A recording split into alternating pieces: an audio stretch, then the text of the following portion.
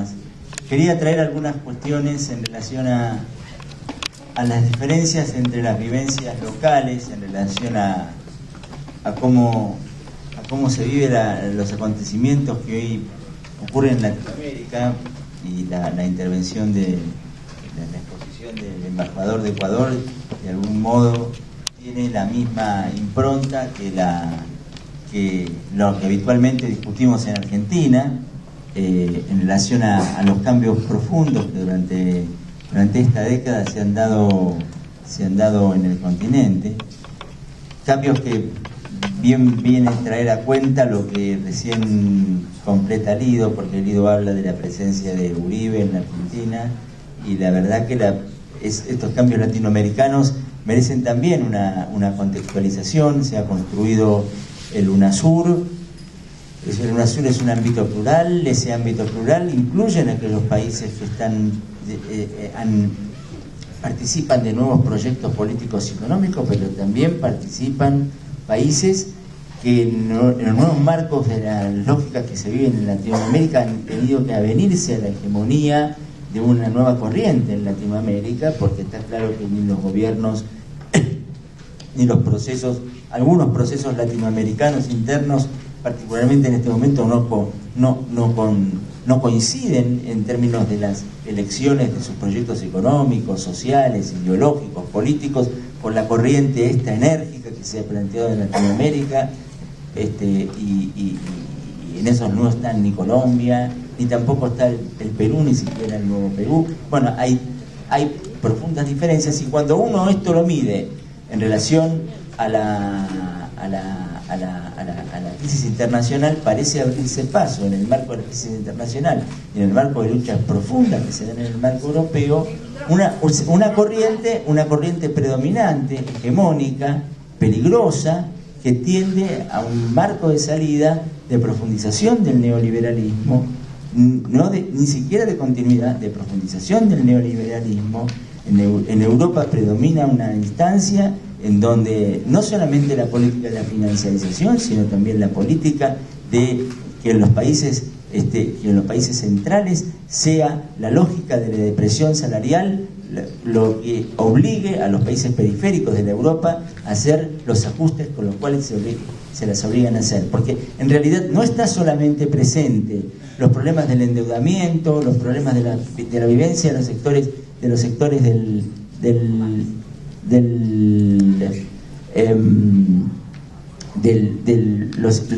que implican y que están implicados en las liberalizaciones, sino también están muy presentes las cuestiones que tienen que ver con el mundo productivo, fuertemente articulado con el mundo financiero, que hacen de la depresión salarial y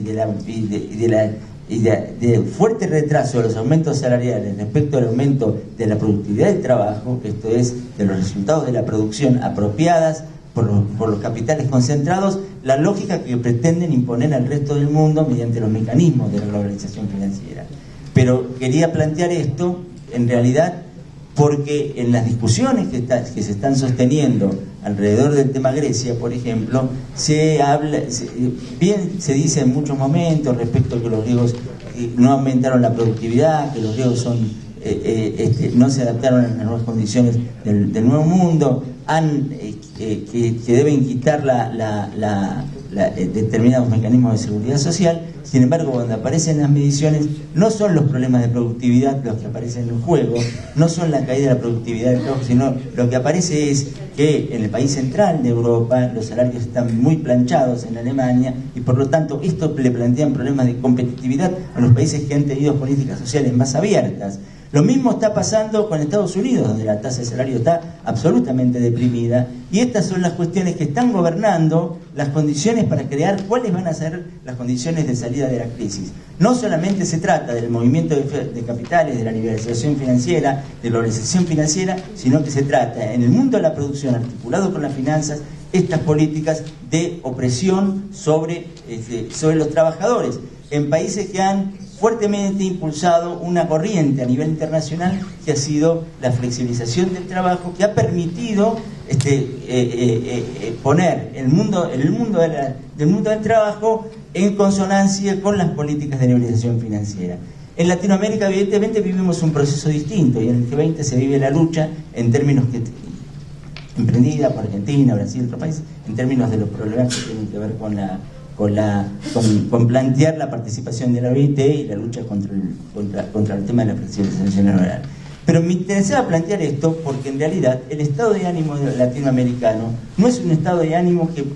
sea, desde lo que uno puede pensar, ver, leer, etcétera, una situación que sea de algún modo reflejo de un cambio que se esté produciendo a nivel internacional. A nivel internacional las cuestiones están mucho más complejas. No solamente está el problema del surgimiento de los movimientos de derecha fascista en Europa, sino también está el problema de la corriente principal del pensamiento neoliberal, de la corriente principal que, en la presencia de un mundo que no tiene alternativas plantadas en nivel de bipolaridad, a nivel de los estados, está absolutamente decidido a conservar esta política de avance de la tasa de ganancia. Y aunque desde el punto de vista de la lógica o de los planteos a nivel ideológico, a nivel cultural, etcétera, haya retrocedido por la crisis, la hegemonía de las ideas predominantes durante la década del 90, durante la década del 80, lo que sí se ve es que desde el punto de vista de la política real se está dispuesto a avanzar sin hegemonía cultural, sin hegemonía de ideas, sobre la base del pragmatismo de la fuerza. Y lo que demuestra que esto no se resuelve simplemente en el marco de la lucha de las ideas y de la batalla cultural, que es un mundo que tiene otras dimensiones y que los planteó y que está entrando en un momento más oscuro, porque justamente al no aparecer esta hegemonía de las ideas aparece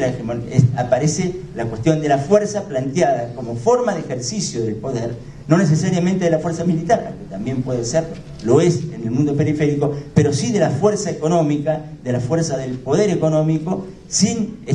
ejercida directamente, sin mediación de la lógica de las ideas. Me parece esto un momento interesante para marcar el contraste latinoamericano y fundamentalmente el contraste de algunos países latinoamericanos como un hecho de excepcionalidad, como un lugar donde se produce una situación diferente, hasta como un lugar de privilegio para los que estamos viviéndolo en condiciones de implantación del debate político en un lugar muy diferente al que está planteado, muy diferente y más elevado, no más elevado en términos de la ilustración, sino más elevado en términos de la densidad que tiene ese debate político en relación a cómo se está debatiendo en otras instancias. Los debates del Parlamento, por ejemplo, español, son un desastre, ¿no es cierto? Los debates que ocurren allí tienen un nivel bajísimo en términos del debate de ideas. La situación, evidentemente, es una situación compleja. Y quería marcar esto, ya que termino con la cosa cortita que quería decir, yo estuve ausente también. Bueno, quería plantear una cuestión en relación al despliegue. No lo quería dejar pasar. Vivimos un evento el día miércoles en la Facultad de Ciencias Económicas, para los que participamos allí, fue una cosa importante. Nuevamente un evento grande en términos de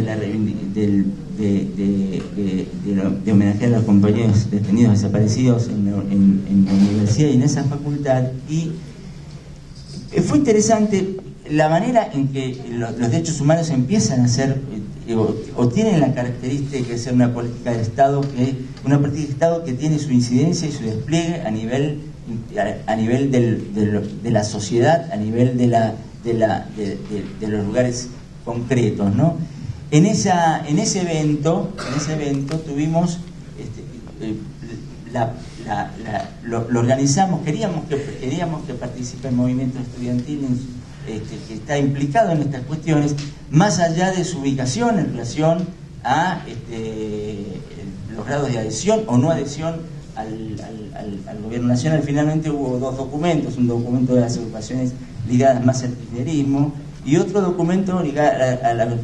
que estaba en la Mella y otros grupos allí, ligados a una política más de oposición a la política. Sin embargo, el acto tuvo la característica en donde desde el punto de vista general, todos los participantes reivindicaron al 2003 a la iniciación de la política de derechos humanos con la nulidad de las leyes de obediencia debida, punto final, a ese hecho histórico como un nuevo momento de la Argentina. Y esto es muy importante poder incorporar a este discurso, aunque en otros discursos no aparezcan, porque es el discurso base, es un discurso fundante de la nueva política, aquellos que aún no reconociéndose de la política general del gobierno, en algunos trazos empiezan a aparecer como ligados, como reconociendo estos hechos básicos históricos como un momento de corte en la historia argentina, hace a la construcción de la posibilidad de continuidad, de hegemonía y de debilitamiento de los sectores que respaldan a quienes se oponen al proyecto hoy en curso en la Argentina.